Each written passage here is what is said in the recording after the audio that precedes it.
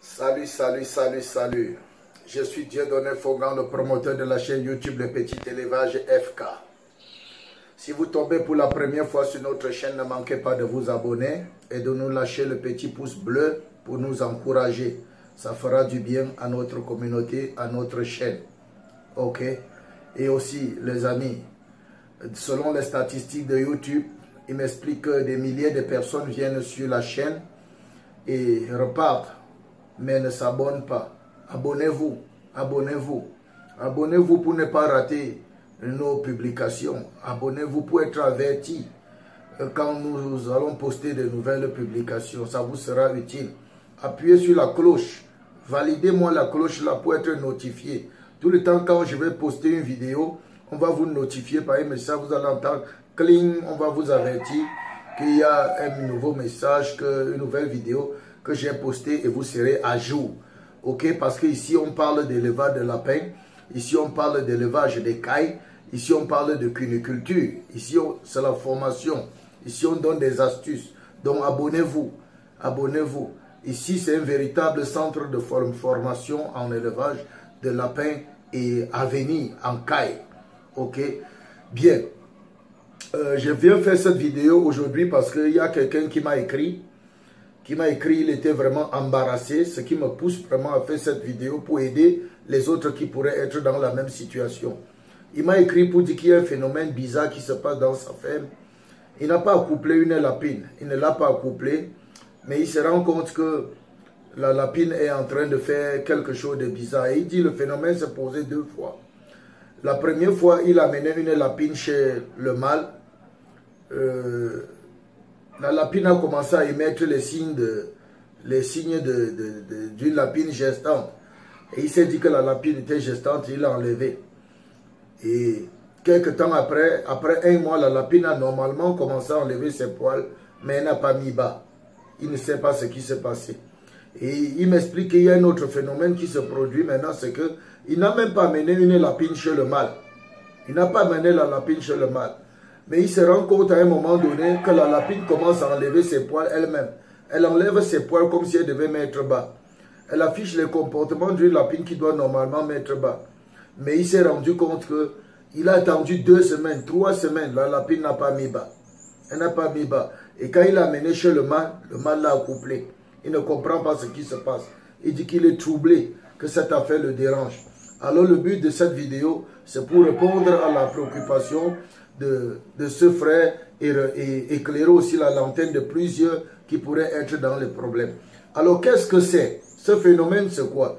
Comme je l'ai déjà expliqué, on appelle ça la crise de gestation chez la lapine ou bien la pseudo-gestation ou la fausse gestation. La crise de gestation, la pseudo-gestation ou la fausse gestation, la fausse grossesse, c'est la lapine. C'est-à-dire la lapine, c'est quoi donc la fausse gestation? C'est quoi la pseudo-gestation? C'est quoi la crise de la gestation? Ok, il faut connaître ça. C'est une condition, une situation qui arrive chez la lapine où elle se croit enceinte, où elle se croit gestante, où elle se comporte comme une lapine gestante, jusqu'à préparer son nid, arranger tout et pourtant elle ne l'est pas.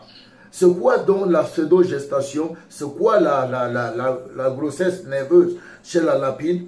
Ok?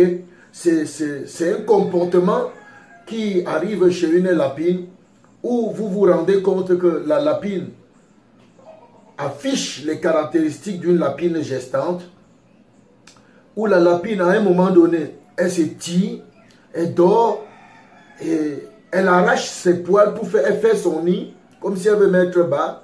Sa quantité de consommation d'aliments diminue pour donner les signes qu'elle va bientôt mettre bas. Et quand vous appuyez même son lait, le lait même coule. Le lait même coule, signe qu'elle est gestante. Elle va bientôt mettre bas. Mais souvent, comme ça, on n'a pas accouplé la lapine là. Et souvent, on l'a amené chez le mâle. Le mâle a accouplé ou bien il n'a pas accouplé. Mais puis, on se retrouve dans la situation là. Quelles sont les causes? Qu'est-ce qui peut causer ça? C'est de ça que je veux parler. Les causes de la fausse gestation. Qu'est-ce qui peut causer ça? Qu'est-ce qui peut faire qu'une lapine se sente gestante, se comporte comme une lapine gestante, son corps se développe, ses hormones se développent. À la dernière minute, elle sent qu'elle va mettre bas. Elle fait le nid, mais elle ne met jamais bas. Qu'est-ce qui peut être la cause? Donc nous parlons comme ça de la cause de la fausse gestation, de la crise de gestation ou la gestation nerveuse. Qu'est-ce qui peut causer ça? D'abord, il faut que vous sachiez que quand vous élevez le lapin, vous devez faire attention à certains paramètres. Certains paramètres. Donc, la première chose que tu dois savoir, c'est que je vais commencer par quoi là? Voilà. Quand celui qui élève le lapin, l'éleveur, passe son temps à caresser la lapine, il s'approche de la lapine le plaît, la lapine l'intéresse, il touche, elle est veloutée, sa peau est veloutée, elle est douce, il touche, il la caresse, il aime toucher le lapin. Quand tu caresses le lapin tout le temps, ou bien tu permets que les gens caressent une lapine tout le temps, tu vas déclencher en elle un hormone de gestation, elle va se croire enceinte. Ça peut déclencher un hormone, l'hormone de gestation. Elle va se croire enceinte. Donc, évitez de caresser les lapines tout le temps. Quand vous la caressez tout le temps comme ça peut causer cette fausse gestation. Ça peut déclencher des hormones en elle et elle se croit gestante. Elle se comporte comme une lapine gestante. Donc, ce sont des caresses constantes qu'on administre à la lapine qui peut provoquer la fausse gestation. Deuxièmement, quand les lapines gestantes sont constamment ensemble, c'est pourquoi on vous dit toujours que dans la sélection de la lapine, les lapines reproductrices ne sont pas les lapines de chair. Les lapins de reproduction ne sont pas les lapins de chair. Le lapin de reproduction suit un protocole bien défini pour sa reproduction. À partir de 1 mois et demi, quand on le sépare, on les sépare, on les met ensemble dans la salle d'engraissement. On les nourrit ensemble pendant 1 mois et demi encore. Ensemble, après les 1 mois et demi, on les sépare, les femelles de reproduction. On doit les mettre une à une dans les loges, séparément, pour terminer leur croissance. Si vous ne le faites pas, si vous ne préparez pas une bonne lapine de reproduction, vous aurez les problèmes pendant la reproduction. Ok? Donc, l'autre cause, la cause de la fausse gestation, c'est quand on laisse les lapines ensemble. Et elles commencent, quand elles sont en chaleur, elles sont en période de chaleur, de réceptivité, une monte sur l'autre et commence à la chevaucher. Quand vous venez, vous trouvez les lapines qui se chevauchent entre elles. Une lapine monte sur l'autre, elle commence à la chevaucher. Celle-ci monte sur l'autre, commence à la chevaucher. C'est un phénomène qui n'est pas normal. Les lapines là devaient être séparées, isolées et vivre seules, si c'est pour la reproduction. Si c'est pour la viande, gardez-les ensemble. Mais si c'est pour la reproduction, vous deviez les séparer. Parce qu'en faisant ça, elle déclenche l'hormone de la reproduction. L'hormone de la reproduction. Et maintenant, la lapine là se croit en ce moment-là en chaleur. Elle se croit, gestante. Et elle commence à développer les signes de gestation. Elle commence à afficher le comportement de gestation. Jusqu'à arriver au moment où, après 1 mois, elle veut mettre bas. Elle arrange son nid, elle prépare tout, son lait coule. Et pourtant, il n'y a aucun lapéro dans son ventre.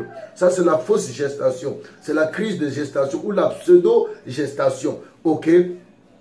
La troisième chose qui provoque la fausse gestation, c'est que le plus souvent, vous prenez les mâles, vous les mettez, les mâles sont constamment à côté de la loge des femelles. Quand une femelle est constamment à côté de la loge du mâle, elle respire, elle aspire l'odeur du mâle. Elle hume l'odeur du mâle. Et quand elle hume l'odeur du mâle constamment, ça provoque en elle la réceptivité. Et dans la réceptivité, là, quand elle n'est pas accouplée, elle développe maintenant la fausse gestation. C'est pourquoi quand on veut provoquer la chaleur, la réceptivité d'une lapine, on demande de la rapprocher de la loge du mâle 1 à 2 jours et puis on la fait accoupler. Ok? Maintenant, si vous mettez une femelle à côté de la loge du mâle constamment, et puis elle hume l'odeur du mâle, et puis elle n'est pas accouplée, elle va développer cette fausse gestation. Et quand elle va développer cette fausse gestation, elle va se croire enceinte. Et elle va afficher tout le comportement que je vous ai déjà cité là. Et puis vous n'allez jamais la voir mettre bas. Ça va créer un trouble hormonal en elle. Et ce genre de lapine là, après pour la réaccoupler, c'est un peu compliqué. C'est un peu compliqué. C'est un peu difficile à la réaccoupler. Ok? Donc c'est quelque chose qu'il faut savoir. Donc je suis venu donc ce matin, à cause de la question de la préoccupation de notre frère, vous apporter ces trois causes. Ces trois causes de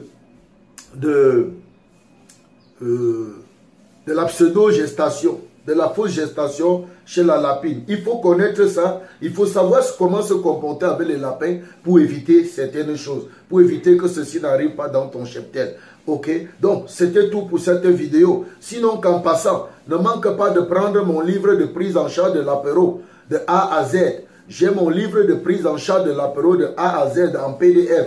Contacte-moi dans le numéro, avec pas le numéro que je te laisse dans la barre de description pour avoir ton exemplaire. Il y a aussi le livre de formation qui parle comment utiliser, comment conditionner, comment utiliser les urines de lapin comme herbicide systémique, comme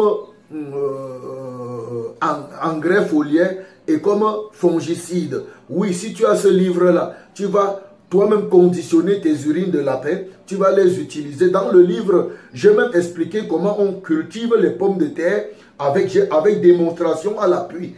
Démonstration à l'appui, comment on cultive les pommes de terre à base des urines et des crottes de lapin. Il y a une démonstration étape par étape avec les photos à l'appui. Ok?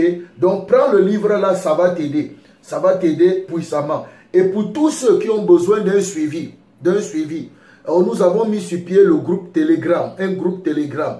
Si tu veux intégrer le groupe Telegram pour te faire suivre, accompagner, vraiment, le numéro WhatsApp est dans la barre de description. Contacte-moi et je te donnerai les modalités. Et comme parenthèse, les livres sont en anglais et en français. En anglais et en français. Voilà, ça c'est ce que je voulais ajouter. Mon frère, ma soeur, papa, maman, chers jeunes, oh, voici une opportunité à saisir. La cuniculture, l'élevage de lapins. Si tu ne t'es pas encore lancé dans l'élevage de lapins, tu commets une erreur. Je te dis, tu es en retard. Tu rates quelque chose. Tu rates quelque chose. Lance-toi. Lancez-vous. Engagez-vous. Lancez-vous les amis. Lancez-vous. Lancez-vous. Peace out.